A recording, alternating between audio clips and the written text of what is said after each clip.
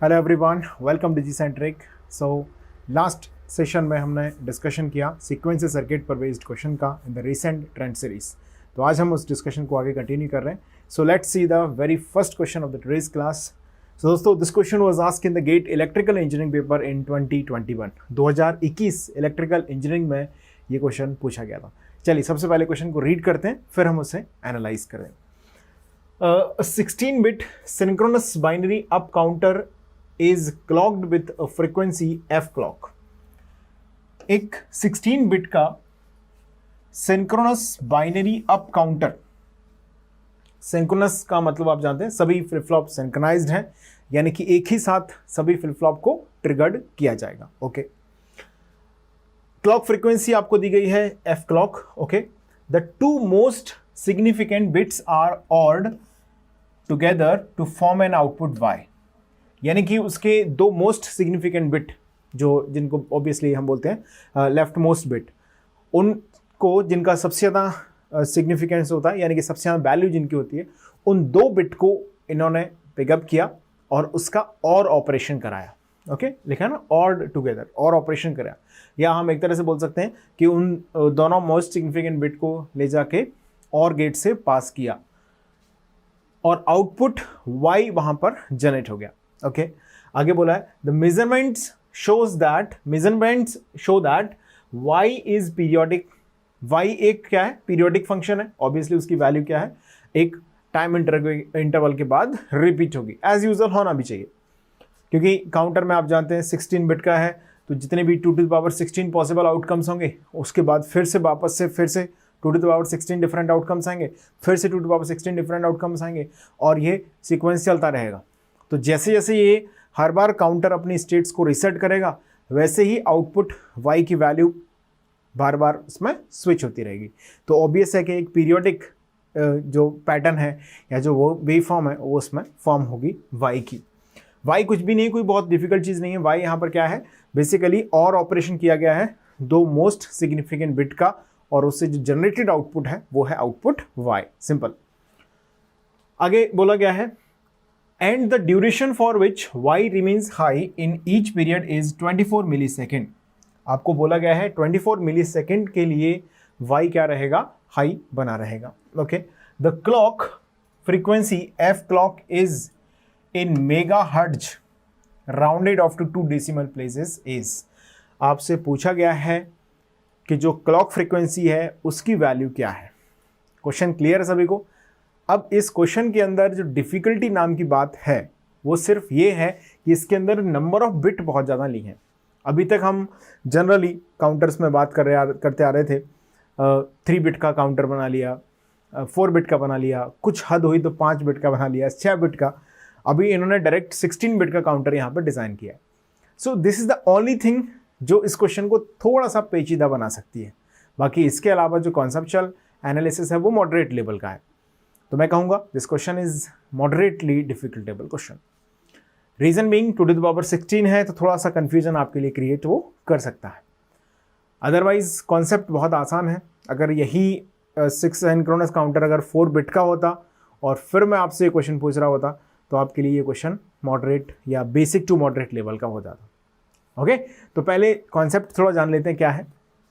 Basically यहाँ पर एक 16 बिट काउंटर की बात की गई है और स्पेशली लिखा गया है ये अप काउंटर है।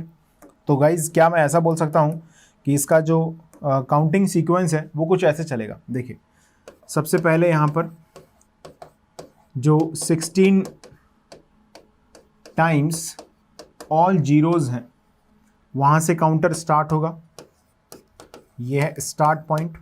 ओके, और गाइज ये एंड कहाँ पर होगा काउंटर। सो ऑब्वियसली आपके दिमाग में आएगी एक ही बात कि 16 टाइम्स 111 जब आएंगे तो ये क्या होगा, काउंटर एंड होगा। तो ये तो हो गई किसकी, 16 बिट अप काउंटर की बात। इतनी बात हमको समझ में आ रही है। क्या इसी तरीके से ऑपरेट करेगा 16 बिट अप काउंटर हमारा, ऑल जीरो से लेके ऑल 1 तक पॉसिबल आउटकम्स ये जनरेट कर देगा। ओके, इतनी बात क्लियर सभी को। अब आगे ये कह रहे हैं कि यहां से जो मोस्ट सिग्निफिकेंट बिट हैं, दो मोस्ट सिग्निफिकेंट बिट जो हैं उनको हम कंसिडर कर रहे हैं, यानी कि ये। अब आप यहां से लिखना शुरू करें तो थोड़े बहुत होते हैं, जैसे 4 बिट का होता तो 2 to the power 4 different combination बनते, यानी कि 16 डिफरेंट कॉम्बिनेशन बनते। 3 बिट का होता तो 2 to the power 3 यानी कि 8 डिफरेंट पॉसिबल कॉम्बिनेशंस बनते। तो मैं आपको लिख के दिखा था कि कहाँ कहाँ और गेट आउटपुट 1 जनरेट करेगा। यहाँ पर हमको थोड़ा सा इसको एनालिसिस के तौर पर करना पड़ेगा, क्योंकि यहाँ पर बहुत सारे कॉम्बिनेशन बनने वाले हैं, हजारों की संख्या में, अब जिनको हम नहीं लिख सकते ऑब्वियसली। समझना पड़ेगा हमको थोड़ा सा कॉन्सेप्ट से। देखिएगा यहाँ पर हमारे पास 16 बिट है, तो टोटल स्टेट्स कितनी होंगी इसकी, बोलो टोटल स्टेट्स।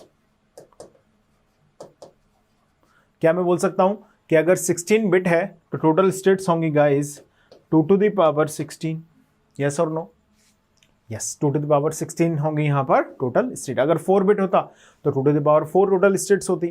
3 बिट होता 2 to the power 3 यानी कि 8 टोटल स्टेट्स होती। यहां पर टोटल स्टेट्स कितनी हो गई? 2 to the power 16, 2 to the power 16। अब आगे समझते हैं।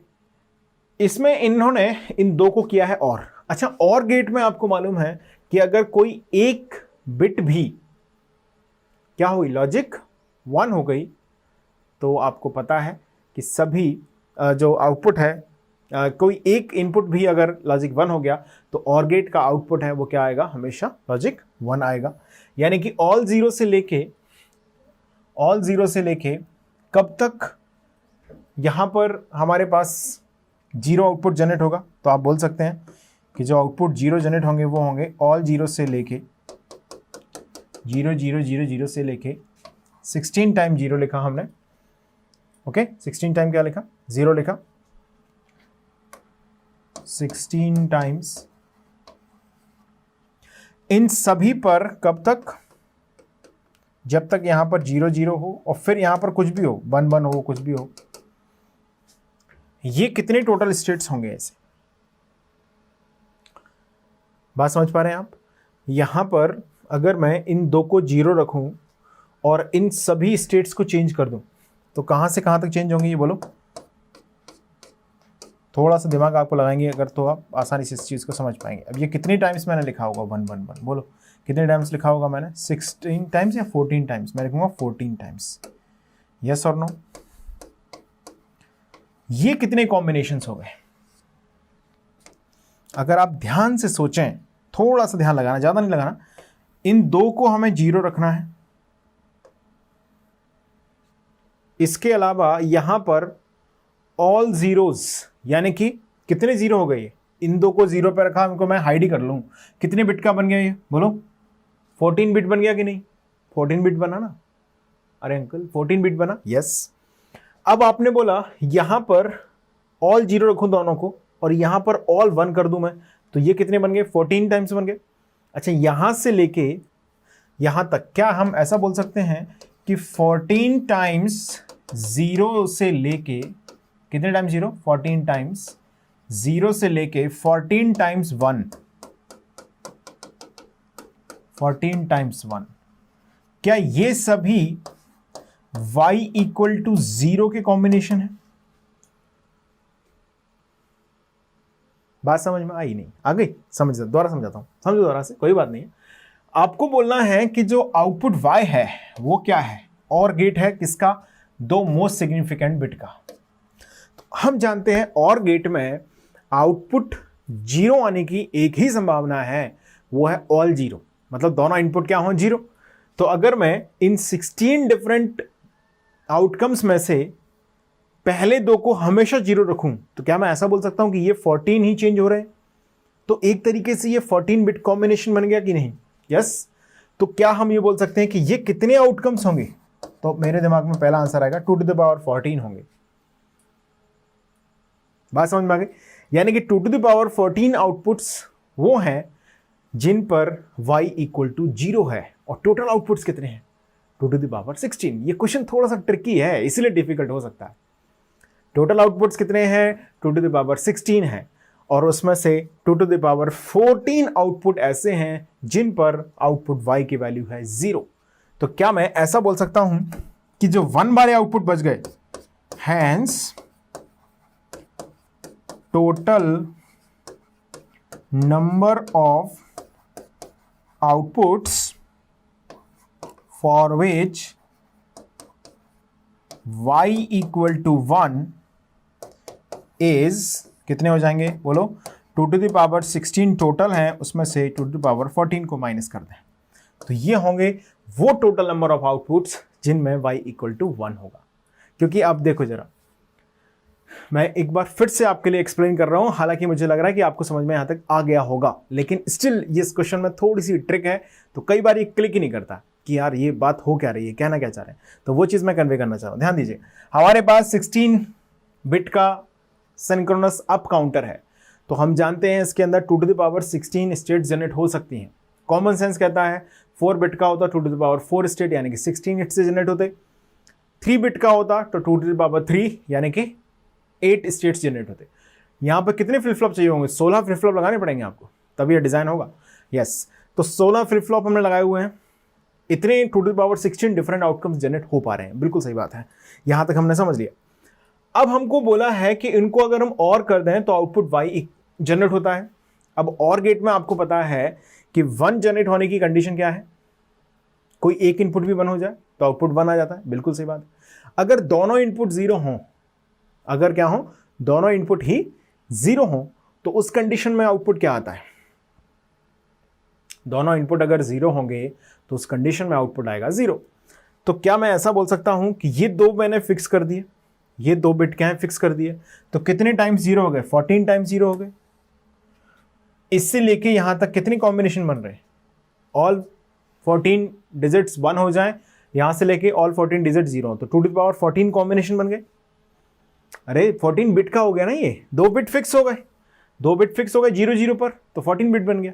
आप ऐसे समझो कि 4 को मैं ऐसे लिख सकता हूँ ना, मल्टीपल ऐसे भी तो लिख सकता हूँ, जिसमें क्या बुरा है, ये भी तो 4 है, वही चल रहा है यहाँ पर। 2 to the power 14 को हमने ऐसे लिख दिया, जिसमें आखिरी के दोनों बिट क्या है, 0 0 पर फिक्स है।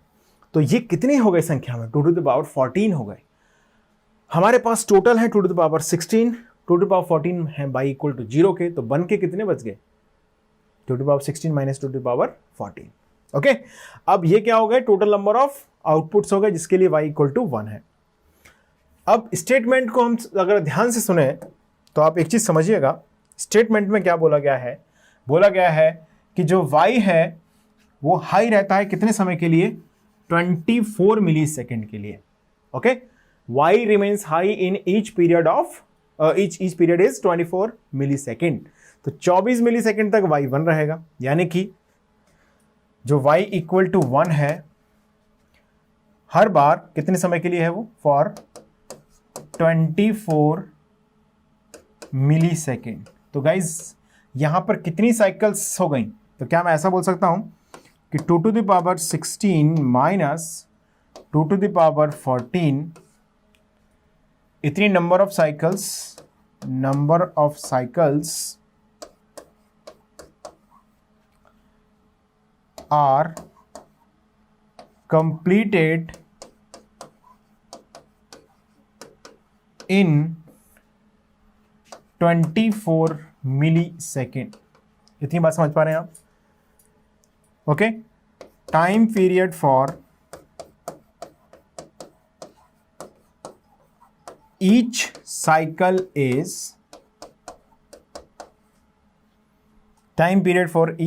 Is equal to T naught. Hence, for 2 to the power 16 minus 2 to the power 14 cycles, total time will be कितना हो जाएगा बोलो? 2 to the power 16 minus 2 to the power 14 into T not, और जिसकी वैल्यू कितनी है? 24 millisecond. तो देशवासियों, आपसे पूछा गया है टी नॉट की वैल्यू, तो टी नॉट इक्वल टू हो गया 24 into 10 to the power -3 divided by this value 20 to the power 16 minus 2 to the power 14। So यहाँ से हमारे पास टी नॉट की वैल्यू फाइंड आउट हो जाएगी। तो टी नॉट की वैल्यू कितनी आ रही है? मुझे एफ नॉट की वैल्यू याद है तो मैं डायरेक्ट आंसर यहाँ पे लिख रहा हूँ, ठीक है।